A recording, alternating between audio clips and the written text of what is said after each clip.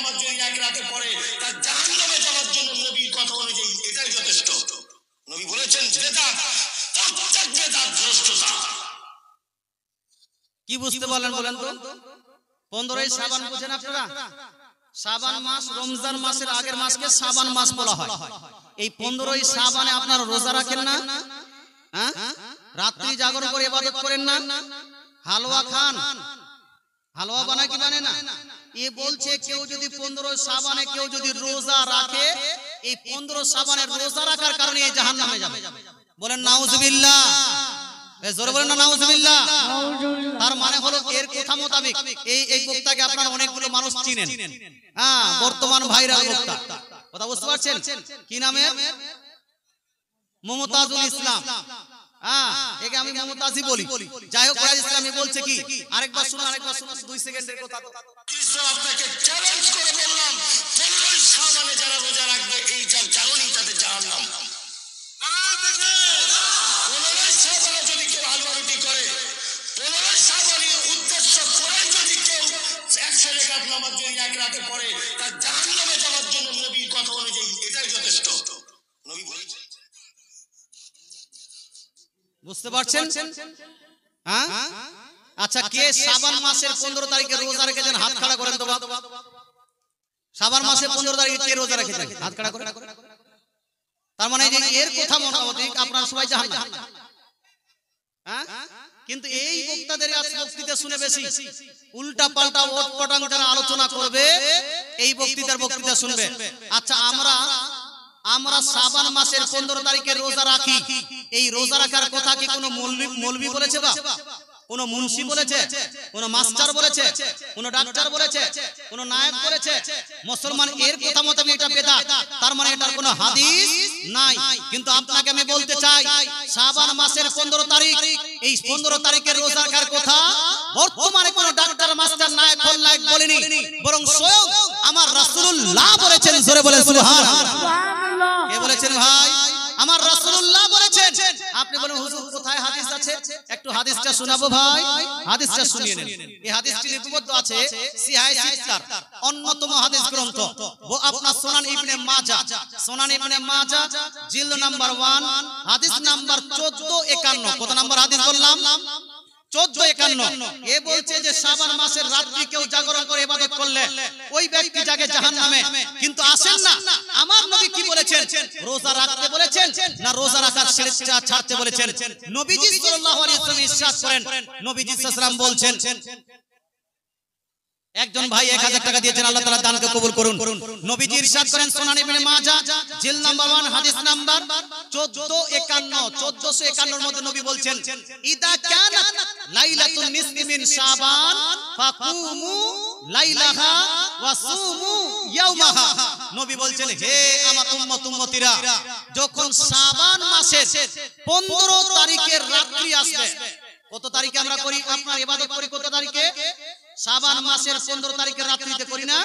আল্লাহ তাআলা রাসূল বলছেন, ইদা কানাত লাইলাতুন নিসফি মিন শাবান, যখন শাবান মাসের 15 তারিখের রাত্রি আগমন হবে, ফাকুমু লাইলাহা, সেই রাত্রিতে তোমরা জাগরণ করে ইবাদত করো, ওয়া সুমু ইয়াওমাহা, আর দিনে তোমরা রোজা পালন করো। জোরে বলেন সুবহানাল্লাহ। সুবহানাল্লাহ।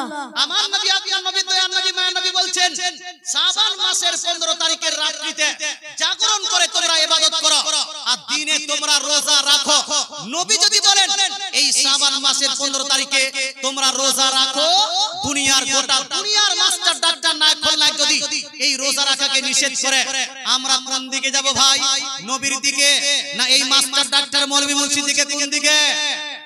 কোন দিকে ভাই?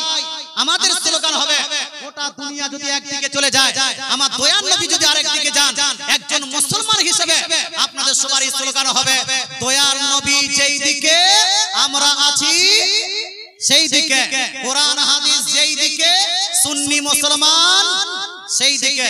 মুসলমান আপনাকে বলতে চাই, শাবান মাসের 15 তারিখের রোজা রাখলে জাহান্নাম নয়, বরং নবীজির কথার উপর আমল হয়। আর যারা নবীজি সাল্লাল্লাহু আলাইহি ওয়াসাল্লামের কথার উপর আমল হয় তারা জান্নাতে যাবে না জাহান্নামে ভাই? জান্নাতে। তার মানে হলো শাবান মাসের 15 তারিখের রাত্রিতে কেউ যদি আপনার ইবাদত করে, দিনে যদি কেউ রোজা রাখে, এ হলো জান্নাতের রাস্তায় না জাহান্নামের রাস্তায়? এই ব্যক্তিদেরকে যারা জাহান্নামী বলবে, এরা এই রকম মুমতাজুল ইসলাম, এরা কোন রাস্তায় আছে, জান্নাতে না জাহান্নামের রাস্তায়? এরা হলো জাহান্নামের রাস্তায়। আল্লাহ তাআলা আমাদের বুঝার তৌফিক দান করুক, আমল করার তৌফিক দান করুক, বলেন আমিন। বলতে চাই আরো 2-3টে হাদিস শুনে নেন। শবে বরাতকে কেন্দ্র করে কেউ বলতে পারে যে শবে বরাতে এটা করা যাবে না, ওটা করা যাবে না। মা বোনরাও আপনারা লক্ষ্য রাখুন, আপনারাও শবে বরাতে রাত্রি জাগরণ করে ইবাদত করবেন। কেন করবেন তার কারণটা বলছি আমি। নবীজি ইরশাদ করেছেন, সুনান ইবনে মাজাহ জিলদ নাম্বার 1 হাদিস নাম্বার 1451 এর মধ্যে নবী বলছেন, তোমরা শাবান মাসের 15 তারিখের রাত্রিতে তোমরা জাগরণ করে ইবাদত করো। কেন? কারণ সেই রাত্রিতে আল্লাহ তাআলা পৃথিবীবাসীদের প্রতি বিশেষ রহমতের দৃষ্টিতে তাকান এবং আল্লাহ তাআলা বলেন আলা মিন মুস্তাগফিরিন ফাআগফির লাহু, আলা মুস্তারজিকুন ফাআরযুকাহু, আলা মুফতালান ফাওয়াফিয়াহু। আল্লাহ তাআলা সেই রাত্রিতে বলেন, আছো কোন এমন বান্দা যেই বান্দা আজকের রাত্রিতে আমার কাছে হাত তুলে আমার কাছে মাগফিরাত চাইবে, গুনাহ মাফের জন্য দোয়া করবে, আমি আল্লাহ তাকে মাফ করে দিব। আজকের রাত্রিতে কোন বান্দা যদি আমার কাছে হাত তুলে রিজিক চায়, ইনকাম হচ্ছে না, ইনকাম চায়, আল্লাহ বলছেন আমি তাকে রিজকে ভরিয়ে দিব। আজকের রাত্রিতে কোন বান্দা যদি আমার কাছে মুসিবতে যদি কোন বান্দা পড়ে থাকে, সেই মুসিবতগ্রস্ত ব্যক্তি আজকের রাত্রিতে আমার দরবারে যদি দোয়া করে, আমি তার দোয়াকে কবুল করে তার মুসিবতকে পরিত্রাণ করে দিব। জোরে বলেন সুবহানাল্লাহ। এই জন্য আল্লাহ রাসূল বলছেন তোমরা 15 শাবানে রোজা রাখো। কথা বুঝতে পারছেন না? আর মৌলভী উল্টাই কথা বলে। এই জন্য আমাদের সুন্নি আলেমরা বলেন যে এই রকম মৌলভীকে সাপোর্ট করা যাবে না, এই মৌলভীর আপনার ভাষণ শোনা যাবে না, যারা শরীয়তের বিরোধী কথা বলে, যারা শরীয়তের বিপক্ষে কথা বলে।